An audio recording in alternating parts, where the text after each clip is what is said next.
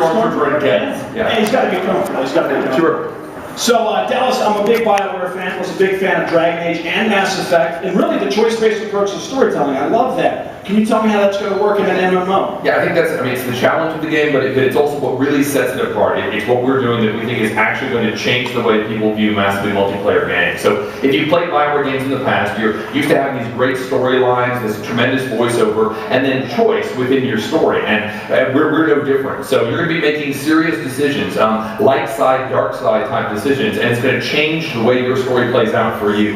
Some of them are kind of smaller decisions. You can turn a blind eye if, I don't know, a Hut Crime Lord is doing some shady business, you get a couple extra credits in your pocket, but some of them are really, really big decisions to, I don't know, betray and kill your Jedi Master kind of thing. So like significant changes to the way that your personal story plays out, so that if I'm playing a Sith Warrior, you're playing a Sith Warrior, we have totally unique experiences. Again, nothing before seen in the massive multiplayer space.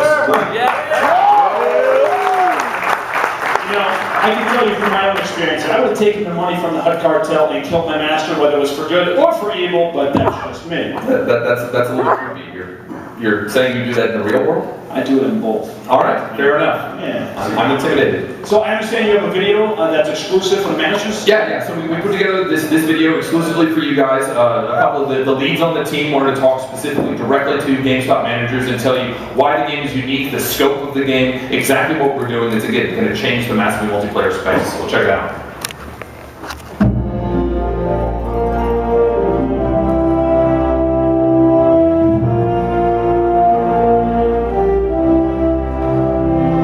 Star Wars: The Republic is a massively multiplayer online role-playing game done by BioWare and LucasArts, and it brings storytelling and choice, which are BioWare staples, to the genre, and it's amazing. It's going to revolutionize the genre in my mind. It really is the scope of the game. It is huge. In terms of role-playing games, we start comparing it to other BioWare games. Again, massive games, and we are 5 times, 10 times the amount of content on a per-class basis. We have 8 different classes that you can play in the Star Wars universe. What GameStop managers need to know is this game, Star Wars: The Republic, is absolutely massive. This is really our biggest, most impressive, craziest game we've ever made. It really is like KOTOR 3, 4, 5, 6, 7, 8, 9, all packed together in one amazing game that is just incredible. It's soloable, it's multiplayer, it's got awesome group play, awesome PvP play, endgame stuff. You know, if anyone in your stores wants something that's been engaged with for an enormous amount of time, this is the game. So the huge innovation with Star Wars: The Old Republic is its storytelling. We're bringing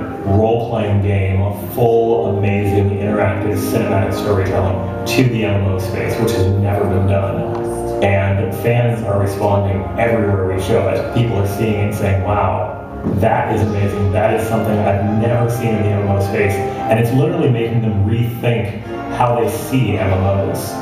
For GameStop managers, when you're trying to sell Star Wars: The Old Republic to new customers, you can tell them that even if they're not big fans of the MMO genre, that this is a game that really allows them to live their fantasies, their Star Wars fantasies, in ways that have never been presented in a Star Wars game before. It's really the ultimate Star Wars game.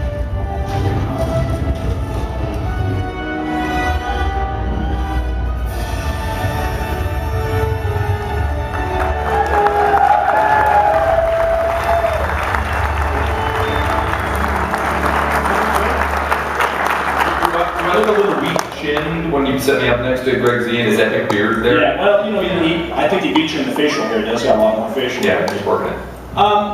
Did I understand you correctly here that the Old Republic will have 5 to 10 times more game content than Mass Effect and Dragon Age? Per class. That's a lot. So what we're talking about is 8 classes with 200 hours of gameplay each. Wow. So it's ridiculous. This is a sick amount of BioWare role-playing game content. We set out to create essentially an infinite Star Wars RPG, and that's honestly what we have. Actually, is anybody out there actually in the testing program? That was a trick question. You just violated your NDA. Sorry. So people are playing it and they're seeing that. Like, this is an amazing BioWare RPG, but on top of that, it's an MMO. It has everything you would expect from a AAA massively multiplayer game. So you have these multi-party operations, you have multiplayer flashpoints, you have PvP war zones, just crazy stuff that is towards the MMO plus this choice-based BioWare storytelling. It's, again, the game is sick. You know, one of my favorite things now also about BioWare games in general is the whole companion system, how it brings this whole new element, another level of involvement in the game. How is that going to work in the Old Republic? Yeah, and again, this is a staple of BioWare games. So if you played Mass Effect, if you played Dragon Age, you know that you pick up these companions along the way. So our game is no different. You pick up, each of the 8 classes gets at least 5 companion characters. I'll just leave it at that. And each of them actually you have a story interaction with them. So your decisions are not only making your personal story unique, they're actually going to make your interactions with your companion characters very unique. So some companions you can romance, some companions might betray you. So if you actually end up, I don't know, treating your Wookiee like a punching bag throughout the game, you shouldn't be surprised if at the end he's not going to cuddle you anymore. Understandable, understandable. Again, something you've never before seen in a massive multiplayer game. Thank you for that. I like that. Someone is fluent in Shira-book. That was nice. So I think the most important question I can ask you right now, and I'm sure the managers are also wondering, is there any way we can light him real quick? I'm going to put you on the hot spot, and I know that I don't want to have you get in any trouble or anything, but when are you releasing this game, man? So now we have announced that we're targeting holiday 2011. We've started the pre-order program, and in fact, actually, I need to give props to everybody in this room because thanks to you, this is the fastest selling pre-order in the history of EA. Wow. By orders of magnitude, like ridiculously.